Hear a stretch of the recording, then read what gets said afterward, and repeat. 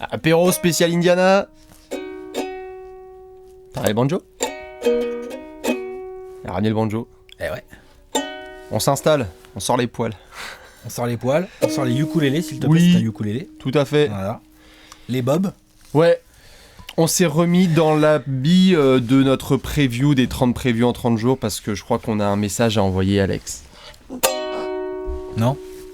Non? On n'a pas de message à envoyer? On a un message à envoyer. Que effectivement, les Pacers sont légèrement mieux que ce qu'on avait envisagé. Hein. Il faut à un moment donné. Calmos les bouseux, mais on avait le pire, tort. c'est que c'est sur la manière en fait. C'est Parce que surtout. bien sûr, non mais sur le prono.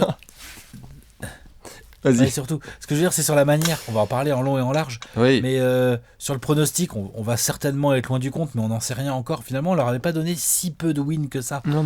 Mais Bah, par ils sont contre, déjà là. sur la manière, on les attendait pas du tout.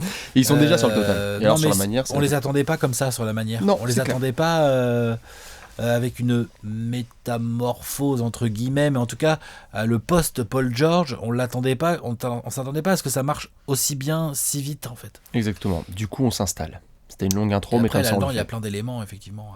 Tout à fait. Vas-y, je te laisse présenter. Il y a déjà, pour commencer, il y a forcément, tu es obligé d'en parler, genre de la culture globale de l'équipe, de ce qu'elle propose sur le parquet, ce que Nate McMillan a réussi à mettre dans la tête de ses joueurs, c'est-à-dire que ça défend pas si ouf, hein. Genre, Non, ça va, ils sont un peu naïfs en rating défense, mais c'est défensif, t'es 19e ou 20e, donc c'est pas non plus dingue. Oui. Par contre, ça essaye de défendre et derrière ça court. Et ça galope. Et c'est ça la grosse différence, notamment avec Indiana là, cette année. On y pensait l'année dernière. Hein. Je me souviens C'est que ce quand que on voulait Larry Bird à la base. c'est ce qu'ils voulaient. Et on était là en train d'en discuter depuis quelques mois. On se disait, justement, là avec Paul George, Monta Ellis, tout ça, ça va courir avec Nate McMillan. Normalement, les mecs ils vont un petit peu sanctionner. Il aura fallu attendre un an. Et alors du coup avec Oladipo. Et avec tous ces gars-là, dont on va parler un petit peu en détail. Mais c'est vrai que là, du coup, on se retrouve à 16 victoires pour 11 défaites. Un truc comme ça. 16 victoires, 11 défaites, t'es 5e de l'Est, si je dis pas de bêtises. T'es 5e de l'Est. Ce dimanche soir, tu as battu magnifiquement nos amis de Denver. Magnifique comeback. Un comeback. Le Bankers Life Fieldhouse en exactement. fire. La salle en feu. Tout le monde sort les poils. Un comeback, évidemment, dans le sillage d'un Oladipo monstrueux. Je pense qu'on va reparler d'Oladipo un peu plus tard dans cet apéro. Pas vite fait. forcément. Mais surtout, c'est un comeback qui montre à quel point cette équipe a confiance en elle. Elle a confiance. Il y a plein de mecs en fait qui ont super confiance en Miles eux. Turner, Thaddeus Young, Len Stevenson. Mais tout, Corey Joseph, Joe Young, en fait, tous les gars qui sont dans l'effectif. Bogdan, tout le monde en fait est vachement en confiance parce qu'ils ont une sorte de liberté. En fait, c'est ça qui est assez hallucinant dans les réussites d'Indiana, notamment cette saison. Parce que oui, en effet, le premier message, on le disait, mea culpa, mais juste les gros die-hard fans d'Indiana là. Calmos, hein. Les mecs qui avaient prévu que le début de saison serait comme ça, je pense qu'ils étaient 3 et ils sont fortement sous gasoil. Il y en a quelques-uns qui nous avaient dit que notre preview c'était de la merde et qu'Indiana allait jouer bien mieux et tout. Il y en a quelques-uns. Il y en a quelques-uns qui ont... tout à fait. Ils étaient là. Bien évidemment. Et puis il faut reconnaître aussi mais que la manière là. La manière, genre que tu tapes les Cavs, ok ça arrive, mais en fait. On avait parlé lors du bilan du mois. On disait notamment que ça devenait vraiment fun de regarder les Pacers. Et sur un dernier match, tu les regardes et ils sont fun, quoi, en fait. C'est peut-être l'équipe la plus fun, limite, de l'Est. Une des équipes les plus fun de l'Est. Je vois pas beaucoup d'équipes qui m'ont plus fait cliquer qu'Indiana sur ce début de saison. Ce qui est assez ouf. Hein ? Sixers. Les C'est Sixers. pour d'autres raisons. Ouais, voilà. C'est pour les joueurs, c'est pas pour le jeu. C'est pas pour le jeu, hein. Là, t'as vraiment le jeu de l'équipe, c'est fun, ça joue vite, le ballon circule plutôt bien. Pull-up en transition. Ouais. Pow. Mais même sur demi-terrain, ça cherche, ça joue un peu les pick and roll. Les relations Turner-Young, c'est bien. Et puis on a vraiment un Oladipo. Et alors Vicky, il faut qu'on en parle. Qui fait plaisir à voir là. Parce que Vicky, au rythme auquel il est, on en connaît un qui pourrait peut-être devenir étoilé bientôt. Hein. Là, franchement, là, dans la hiérarchie des meilleurs arrières de sa conférence... On arrive mi-décembre, donc on arrive gentiment à 2 mois de compète. Ouais. Là, il est All-Star. Là, il est All-Star. À 2 mois de compète. Il est All-Star à 2 mois de compète, tout à fait. On est d'accord. Et au-delà juste de la simple production statistique, il a pris un espèce d'échelon en plus de level. Un paquet de fois, là, depuis en le début termes de saison. clutchness. Ouh là là, Oladipo, comment ça se passe ? Même sans parler de clutchness pur, ce que je veux dire par là, c'est les gros shoots qui tuent. Genre celui contre les Bulls, contre les Spurs. Celui contre les Spurs, voilà. Ça, sans parler de ça, il y a par exemple, justement, tu parlais du match des Nuggets. c'est Oladipo qui amène le comeback. Bien sûr. Genre, déjà, l'autre finit avec 47 points, donc déjà, c'est qu'il a pesé sur le match, c'est son record en carrière.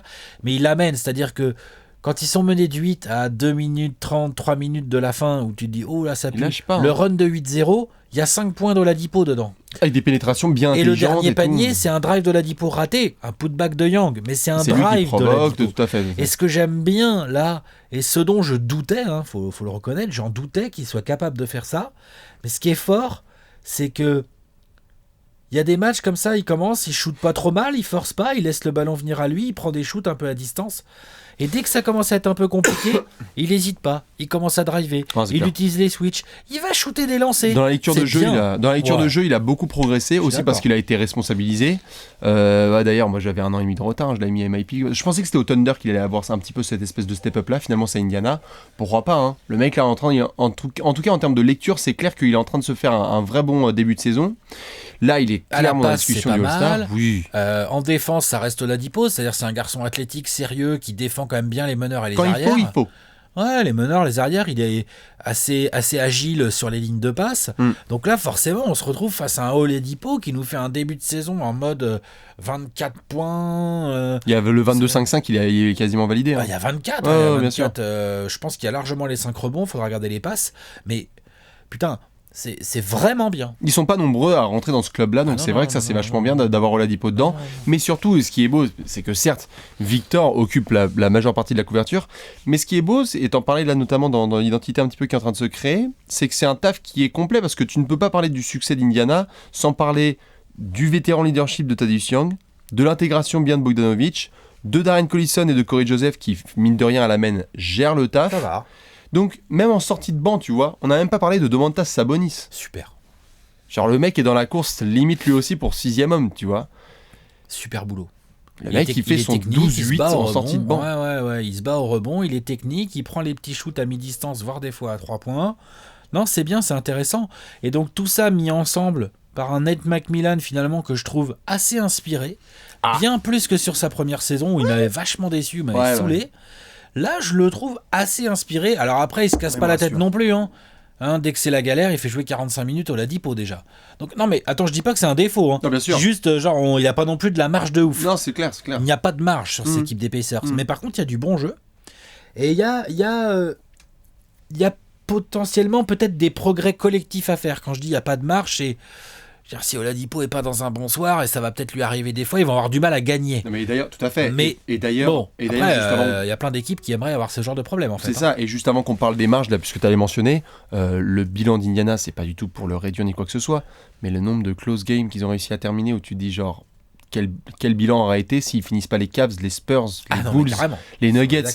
Il y a un nombre de games, c'est très bien qu'ils soient terminés, et qu'il y ait des clutch shots qui soient rentrés dans tous les sens. Ouais. Mais il y a des games d'Indiana, tu te dis mais ils auraient pu avoir 5 défaites en plus si le shoot ricoche. Ah, tout à fait. Donc il y a un petit peu de ça aussi. Et c'est dans toutes les saisons, il y a des coups un peu chanceux. Voilà, ça va bien. Ça va bien, quoi. Le karma, il est là. Ton karma, exactement. Et Oladipo, lui, quand il est mené d'un point, il monte la balle, il pull up à 3 à l'autre. Oui, voilà. Il s'en branle, quoi. Il s'en bat les couilles. C'est ça qu'elle Parce qu'on lui donne feu vert. Oui, on lui donne feu vert et il est en confiance totale. Là, il rayonne. Là, voilà.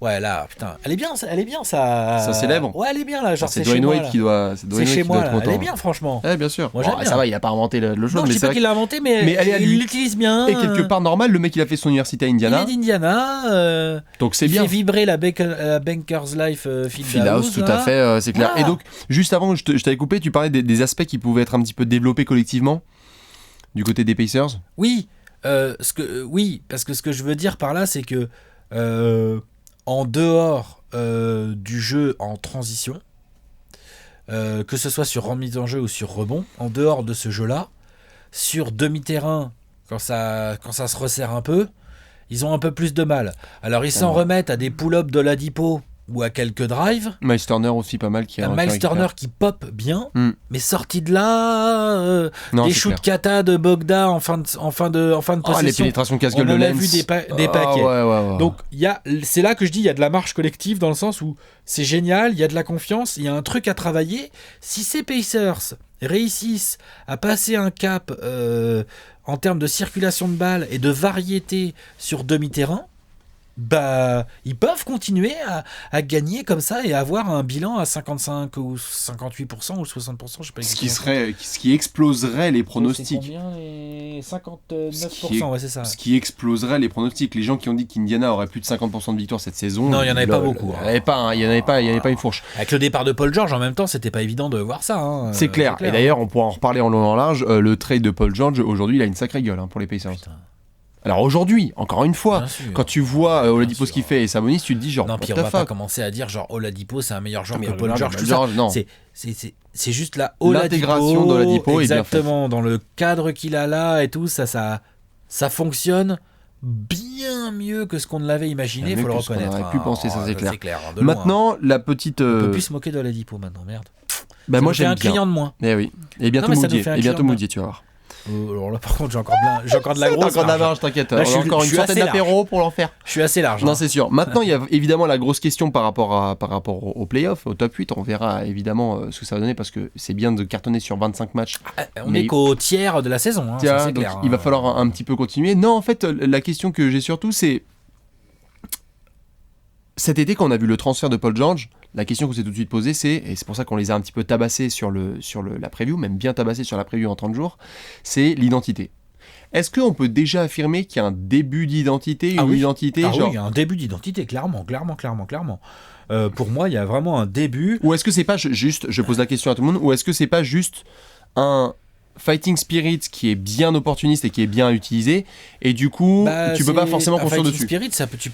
Fighting Spirit, tu peux forcément construire dessus pour te faire une identité. Oui, ça peut durer qu'une saison et après tu vois. Déjà pour avoir de l'identité sur la continuité, il faut garder les joueurs déjà pour commencer. Déjà les bases en tout cas, je veux dire. Oui. Donc on verra comment ça se passe avec Oladipo. Oladipo, il a 2 ans. Donc il y a celle-là plus une. On verra après. Mais en tout cas, ce qui est sûr, c'est que là, oui, dans le sens quand je dis il y a une identité, c'est-à-dire qu'il y a un truc qui se construit. T'as pas vraiment de poste. T'as Oladipo qui est fort, mais sinon autour t'as pas vraiment de poste super fort. T'as pas vraiment de poste super faible. C'est vraiment du collectif. Ça run dès que ça peut. Non, Macmillan, grosse confiance. Donc c'est l'identité de ces Pacers quoi. On court, on y va en confiance. Ça pull up, faut voir jusqu'à où ça peut les mener. C'est ça. Ça, de toute façon, c'est toujours compliqué. Peut-être qu'on va encore blasphémer, et comme ça, ils vont nous faire mentir. Mais dans tous les cas, pour le moment, ça passe très bien. Et surtout, on vous encourage à les regarder. On en avait parlé pendant le bilan du mois. Regardez ils sont cool à regarder. Cliquez sur les Pacers. Non, franchement, c'était absolument imprévu et c'est très très cool. Ça court dans tous les sens. Les jeunes sont sympas. Ouais. Voilà un petit peu. Donc, du coup, pour cet apéro Pacers, il fallait au moins qu'on s'excuse un peu. Maintenant, il faudra confirmer. Surtout, vous le savez. Il faut toujours confirmer. Du coup, on fait la bise bien évidemment aux fans des Pacers, à Vicky Oladipo qui, on l'espère, sera All-Star. Et nous, on va enchaîner. On a d'autres apéros à tourner. À la prochaine.